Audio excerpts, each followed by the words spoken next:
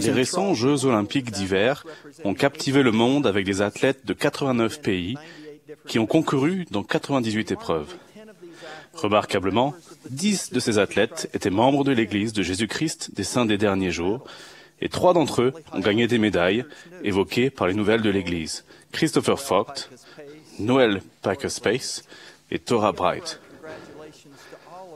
Nous les félicitons, eux ainsi que tous les athlètes qui ont participé. Bravo! Ce matin, je parle de ces Jeux à l'intention des jeunes gens, des jeunes filles et des jeunes adultes seuls. Vous qui êtes dans les années décisives qui déterminent le cours de votre vie. C'est poussé par un sentiment d'urgence que je m'adresse à vous.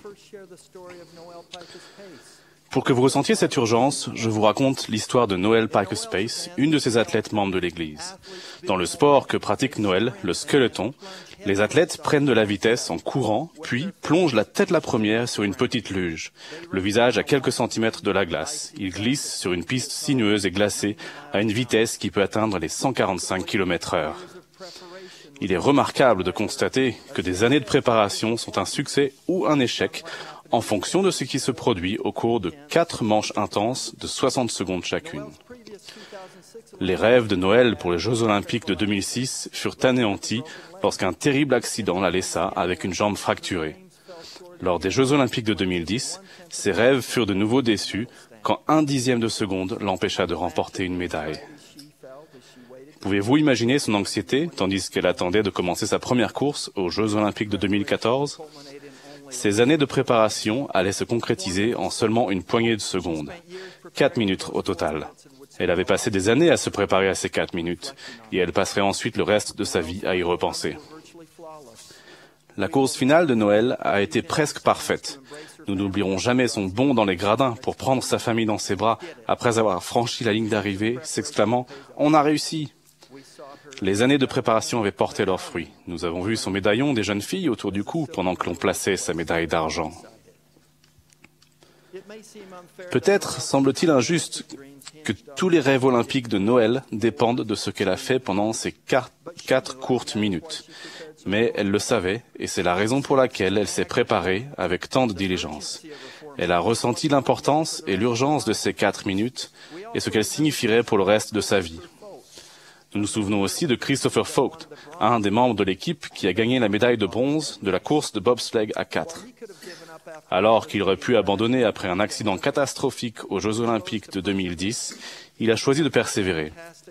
Après une étonnante course rédemptrice, il a remporté le prix qu'il avait si diligemment recherché. À présent, réfléchissez à quel point votre chemin menant à la vie éternelle est semblable à la performance de 4 minutes de ces athlètes. Vous êtes un être éternel. Avant votre naissance, vous existiez en tant qu'esprit. En la présence d'un Père céleste aimant, vous avez été entraîné et préparé pour votre venue sur la terre pendant un court moment et à réussir. Cette vie représente vos 4 minutes. Pendant que vous êtes ici, vos actes détermineront si vous remporterez le prix de la vie éternelle. Le prophète Amulek a expliqué « Cette vie est le moment de se préparer à rencontrer Dieu. Oui, voici le jour de cette vie est le jour pour accomplir vos œuvres. » Dans un sens, vos 4 minutes ont déjà commencé. Le compte à rebours est déclenché. Les paroles de l'apôtre Paul semblent très appropriées. Courez de manière à remporter le prix. De la même façon que certaines étapes sont essentielles à la performance très brève d'un athlète olympique, des sauts et des manœuvres pour des skieurs et des snowboarders, négocier les virages d'une course de bobsleigh ou se frayer un chemin à travers les portes d'un parcours de descente en slalom, il en est de même de notre vie, où certaines choses sont absolument essentielles. Ce sont des points de contrôle qui nous permettent d'accomplir notre traversée spirituelle sur la terre. Ces marqueurs spirituels sont les ordonnances de l'Évangile essentielles que Dieu nous a données. Le baptême, la réception du Saint-Esprit, les ordinations à la prêtrise, les ordonnances du Temple et l'occasion de prendre la Sainte Seine chaque semaine. Le pouvoir de la divinité se manifeste dans ces ordonnances. De la même façon que la discipline de l'entraînement prépare un athlète à accomplir des épreuves de son sport à un haut niveau et l'y qualifie, le respect des commandements vous qualifiera pour accomplir ces ordonnances salvatrices. Ressentez-vous l'urgence? Mes jeunes amis, où que vous soyez dans votre performance de 4 minutes, je vous exhorte à vous demander, que dois-je faire ensuite pour gagner ma médaille? Pendant cette conférence, peut-être le Saint-Esprit vous a-t-il murmuré ce que cela peut être. Vous préparez plus consciencieusement à une ordonnance que vous recevrez plus tard, ou en recevoir une que vous auriez dû recevoir depuis longtemps.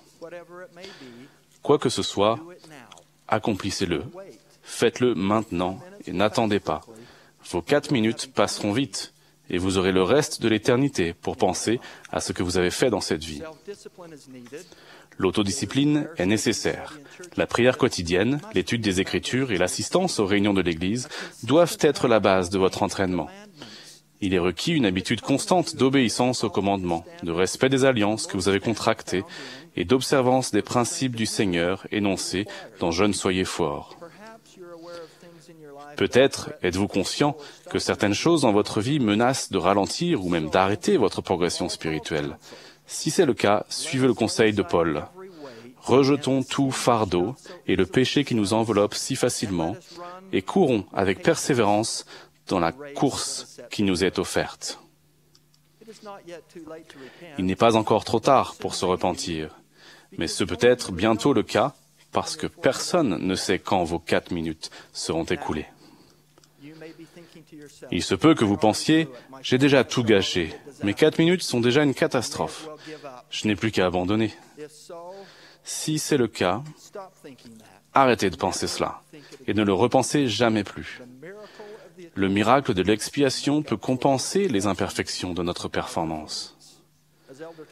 Frère Holland a enseigné, je cite, « À ceux d'entre vous qui pourraient encore rester en arrière, je témoigne du pouvoir de renouvellement de l'amour de Dieu et du miracle de sa grâce. Il n'est jamais trop tard. Tant que le Maître dit qu'il y a du temps, ne différez pas. » Fin de citation. Souvenez-vous que vous n'êtes pas seul. Le Sauveur a promis qu'il ne vous laissera pas orphelin. Vous avez aussi des membres de votre famille, des amis et des dirigeants qui vous encouragent. Bien que mes remarques aient été adressées aux jeunes de l'Église, aux parents et aux grands-parents, je propose ce qui suit.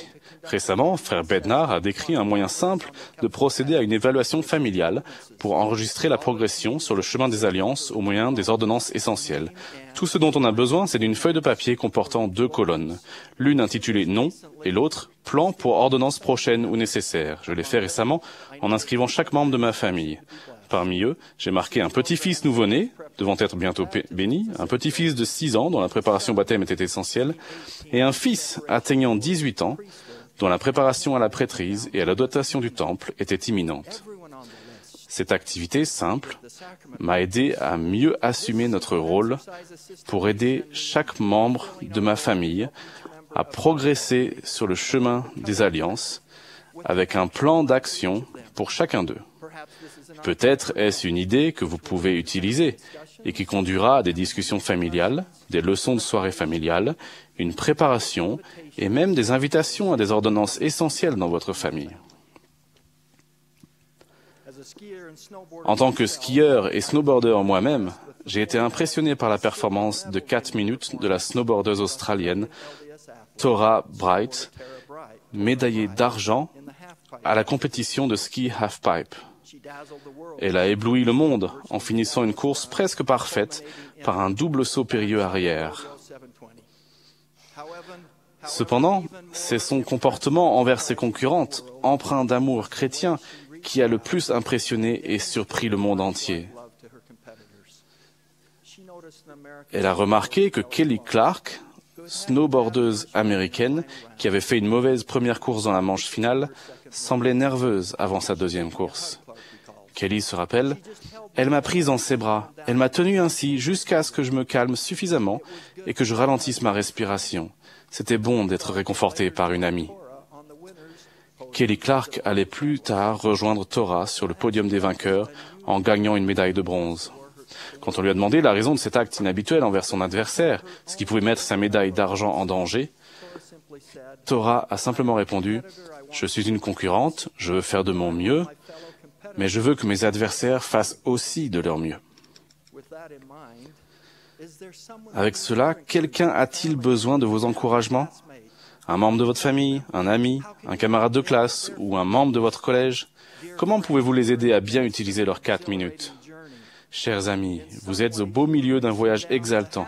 D'une certaine manière, vous descendez la demi-lune ou la piste de luge et il peut être difficile d'effectuer chaque épreuve le long du parcours. Mais souvenez-vous, cela fait des millénaires que vous vous y préparez.